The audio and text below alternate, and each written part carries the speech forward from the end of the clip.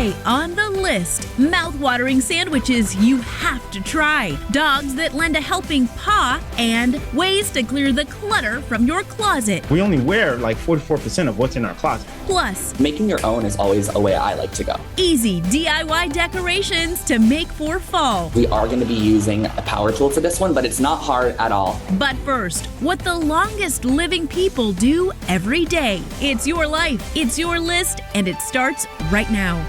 Hey everyone, I'm Christina Guerrero. And I'm Jimmy Rhodes. And have you ever wondered if there was a secret to living a long, robust life? Well, apparently people living in certain areas of the world called the blue zones live not only the longest and healthiest, but also often the happiest lives. Jackie Denker is diving in to find out who and where they are, what they do differently, and how we can make their secrets work for us. And that's our featured story at the top of the list. I think it's safe to say everyone wants to live a long, meaningful life. But we know that there are barriers to good health for certain populations or communities. So our mission is removing those barriers to good health. And to do that, we have partnered with Blue Zone's team, and we're focusing on implementing the Blue Zone model in Greater South Phoenix. And Tomas Leon, president of the Equality Health Foundation, is breaking down what the Blue Zone model is. Starting with, what are Blue Zones? The founder, Dan Buettner, and went on a venture to look for the fountain of youth. He didn't find it. But what explorer and journalist Buettner did find were what he dubbed Blue Zones, or communities that were living high quality, longer lives, better lives, happier lives. There were 5 original communities in Dan's initial study: the Nicoya Peninsula in Costa Rica, Icaria, Greece, and then Okinawa, Japan, region in Sardinia, and then Loma Linda, California. And they found commonalities between all of these zones, aka the power of 9 characteristics. And they turned it into a model. And that model is now being implemented in 70 communities across the U.S. So let's learn about the power of 9 characteristics. What they found is that people in those communities were moving naturally in their community. They were gardening, walking to the store, walking to work, going and visiting neighbors. The other is that people found a sense of purpose, whether it was their faith or a higher power beyond themselves. The third was learning how to downshift to deal with stress. Whether it's meditation and yoga or connecting with local support groups. And learning how to eat until you're 80% full. But also they were eating a plant-slanted meals, right? More vegetables, more fruits, more grains, more nuts. This next one is fun. With the exception of Loma Linda, California, they all had wine at 5 o'clock. Not just the wine, but it's how you sit down and you have wine with loved ones, with friends. Which goes hand in hand with this one, to belong. I belong in my family, or I belong in this world. And then the other is that, loved ones come first. Lastly, the world's longest living people found the right tribe. Could be friends or family members, but you're journeying through life together. You're not alone.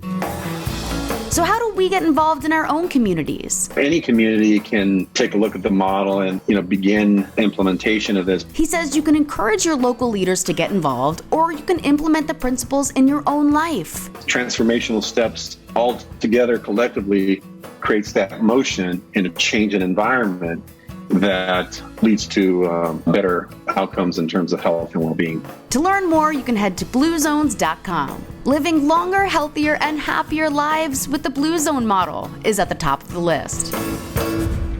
We love our clothes so much, in fact, that we tend to accumulate a lot more of them than we'll ever need, which means getting dressed can become an overwhelming experience.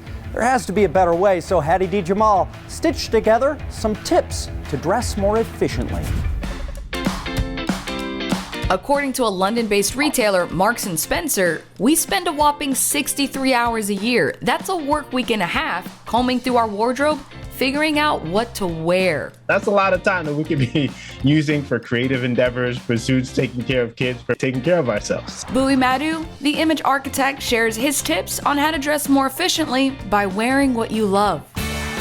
Off the top, he says, What you wear is who you are. Who do we see when we're looking in the mirror? If we're in love with that person and we're in love with the story that that person wants to tell or is telling, that allows us to be able to dress that person. For people who wear uniforms, soldiers, firefighters, doctors, who they are is already built into their clothes. And there's efficiency by the fact that they already know what they're going to wear. For office workers, it can be more nuanced. Let's say a banker, he's looking to create a sense of responsibility, authority, trustworthiness by picking out colors that aren't too flashy.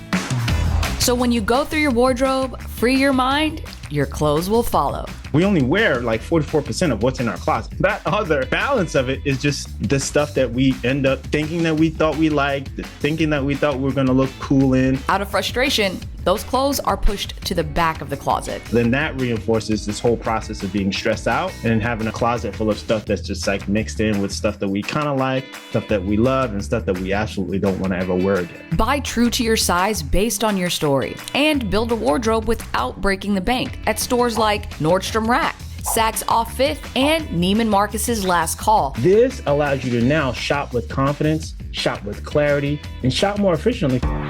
This ultimately lets you dress without the questions. The daily, what am I gonna wear dilemma. You're finally getting out of bed and now you're walking up to the closet and you're sifting through tops, blouses, or skirts, or whatever it is you've got to pick through. And the clock is ticking. You're thinking, you haven't taken a shower yet. I gotta leave the house. I gotta beat the traffic.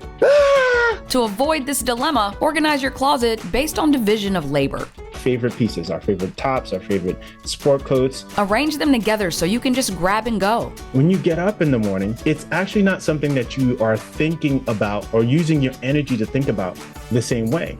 Dressing for success and efficiency.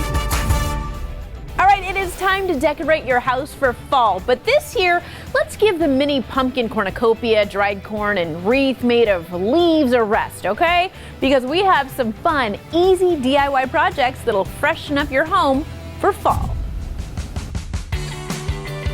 Are you tired of seeing the same fall decor items in the store year after year? I love doing seasonal decor, and sometimes it can be a bit challenging trying to come up with cute seasonal decor ideas. So making your own is always a way I like to go. Well, to get you going, we spoke with Drew Scott, interior design DIYer of Lone Fox. First, a DIY fall floral arrangement. Most of the times, these large stems, when you go to the craft store, are between $20 and $30, and you need multiple of them. So we're going to be creating a budget-friendly option with some sticks from outside and just one stem. You're just going to go ahead and cut the leaves or florals off of the stem that you have. Then grab your hot glue gun. And we're going to actually be attaching these to our sticks that we found from outside. And it kind of creates more of this like Scandinavian sparse look, which I personally love with floral arrangements. So I'm just cutting them off and gluing them kind of sporadically on the stick where I feel like a leaf or a flower could sprout out of that stick. And then once you have all of them done, you can arrange them in a vessel, kind of mix them up and create a really beautiful arrangement.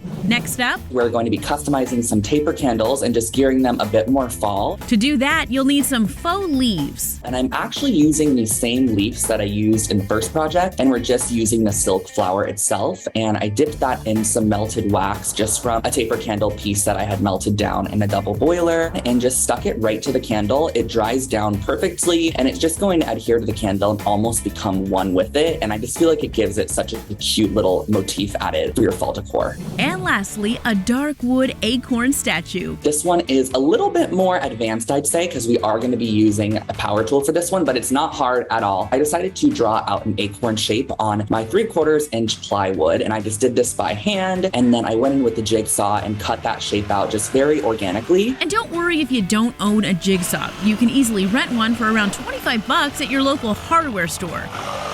The next step is to sand down the edges just to give them a little bit more of a clean finish. And then once you're done sanding that down, we can start assembling. Then you'll just need a dowel and wood stainer. I use the width of the dowel for my drill, and I just drilled on either side of our base and our little motif that we cut out. And then you can attach them using the dowel and stain it to your desired finish. And if you mess up on your DIY project, that's okay. I feel like a lot of times people kind of stress over their DIYs. They want them to be perfect, but I actually love the imperfection with DIY. I feel like it gives each one its own like character and quality that's different from the last. We're getting your home ready for fall with some DIY fall decor.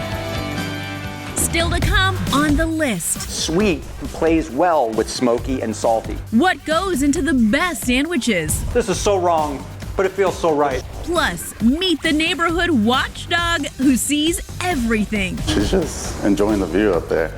And no one travels without purpose. Those who are lost wish to be lost. preview the storied life of AJ Thickery. I actually cried when I read the script, and that's always a good sign. Next on the list. YouTube, you know how when you're just cruising along the street in your car and you have to slam on the brakes because out of nowhere there's a speed bump. Yeah, well, in the highway of the show, I'm that speed bump. Breaking in to ask you to please subscribe, please turn on notifications, and you know what? That way you won't miss a minute of the list.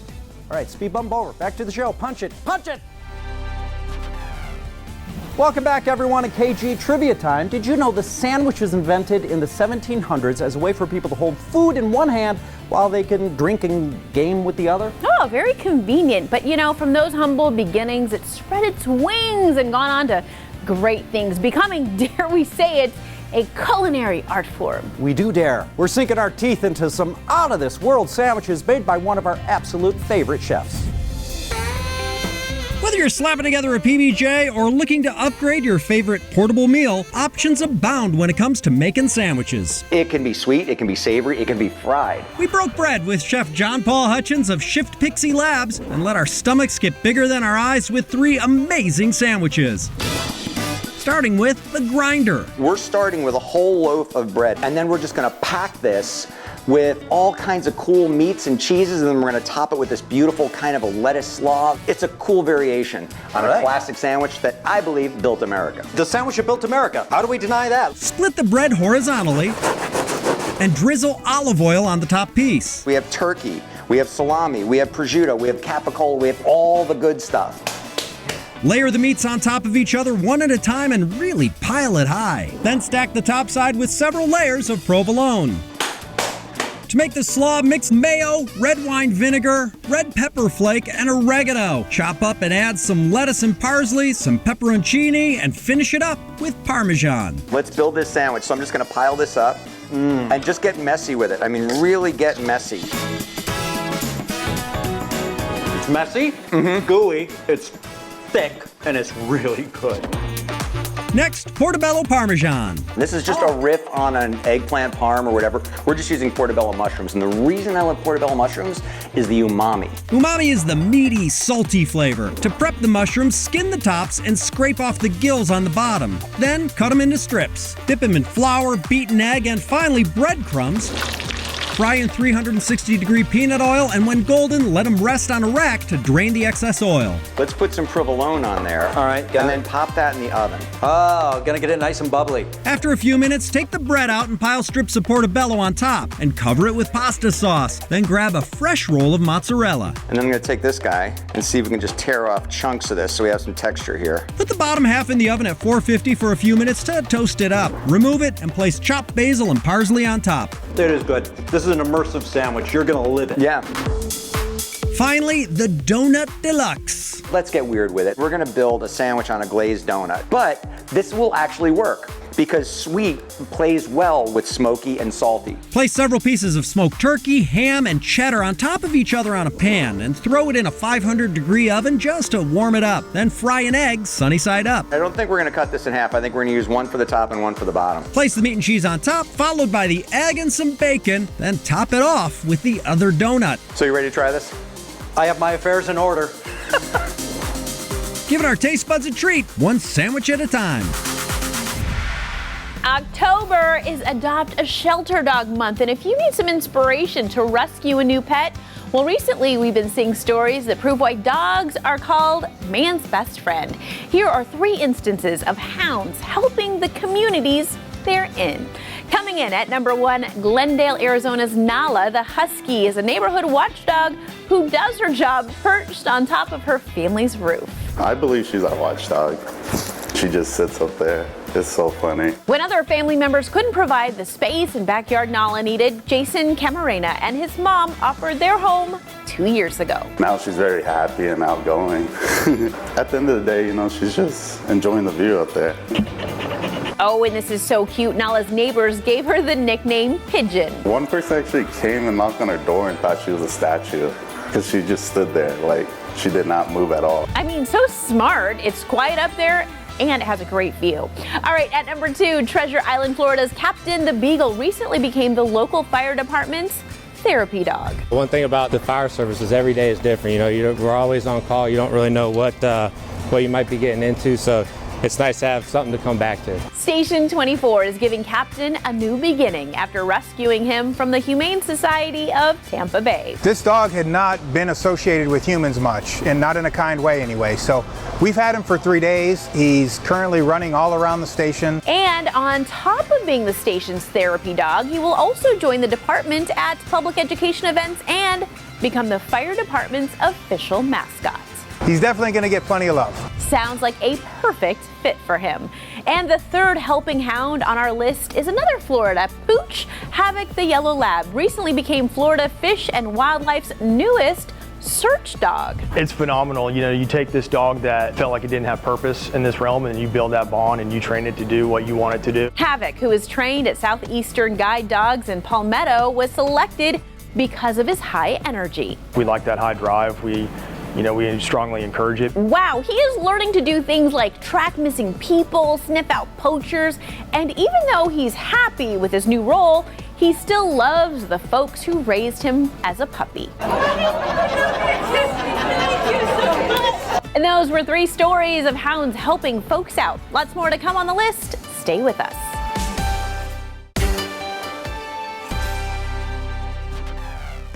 We're back.